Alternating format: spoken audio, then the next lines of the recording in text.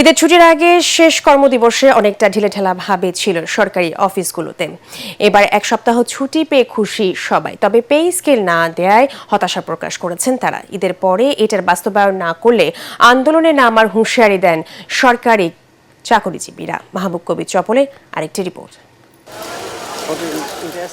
মৎস্য ও প্রাণী সম্পদ মন্ত্রণালয়ের অফিস সহায়ক রুহুল আমিন স্ত্রী স্বজন নিয়ে থাকেন ঢাকায়। ঈদের ছুটিতে যাবেন যশোরে। অফিসের শেষ কর্মদিবসটা তার কাছে অন্যরকম আনন্দের। তবে বাড়িতে যাওয়ার মজাই আলাদা, আত্মীয় পরিবার সবার সাথে আনন্দ, এটা সত্যি খুব আনন্দের বিষয়।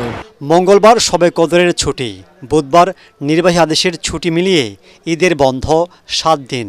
24 ও 25 মার্চের পর আবারও 3 দিন ছুটি। এতে বাড়ি যাওয়া আসার ভোগান্তি অনেকটা কমবে বলে মনে করছেন সরকারি চাকরিজীবীরা। যেহেতু লম্বা ছুটি, রাস্তাঘাটে অনেক যানজট হবে। সরকারি দপ্তরের লোকজন আজ এবং কাল রওনা করবে, আর গার্মেন্টস সেক্টরের লোকজন 18 তারিখের পর থেকে। এবারের ছুটিটা ধাপে ধাপে হওয়ার কারণে আমরা অনেক খুশি। এখন মাননীয় প্রধানমন্ত্রী আমাদের এটাতে আমরা আরও উদ্বুদ্ধ হচ্ছি, আমরা কাজে আমরা নিজেরা উৎসাহ বোধ করতেছি আমরা যথাসময়ে কাজে আসার জন্য।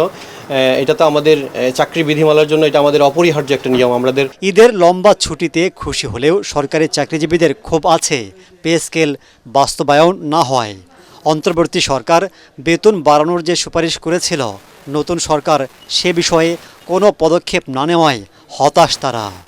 সব থেকে বড় আশা করছিলাম যে অ্যাটলিস্ট পে স্কেলটা পাবো, কিন্তু এখন আমরা পুরা হতাশ। এবং আমরা আশাবাদী ছিলাম যে ঈদুল ফিতরের আগেই যেন পে স্কেলটি হয়, কিন্তু এখন আমরা নিরাশার আশায় ভুগতেছি। আমরা আশা করি যে আগামী অর্থ বছরে হয়তো মাননীয় প্রধানমন্ত্রী সরকারি কর্মকর্তা কর্মচারীর জন্য কিছু একটা হলেও সে করবে। ঈদের পরে যদি আমাদেরকে পে স্কেল না দেয়, সমস্ত কর্মচারীদেরকে নিয়ে আমরা আমাদের প্রাণের দাবির জন্য আমরা পুনরায় আবার আন্দোলন সংগ্রামে যেতে চাই।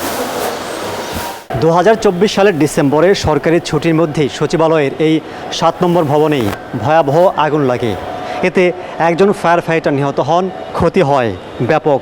এবার ঈদের ছুটি 7 দিন, তাই বাড়তি সতর্কতা অফিসগুলোতে প্রস্তুত রাখা হচ্ছে ফায়ারের কর্মীদের। মাহবুব কবির চপল, ATN বাংলা, সচিবালয়, ঢাকা।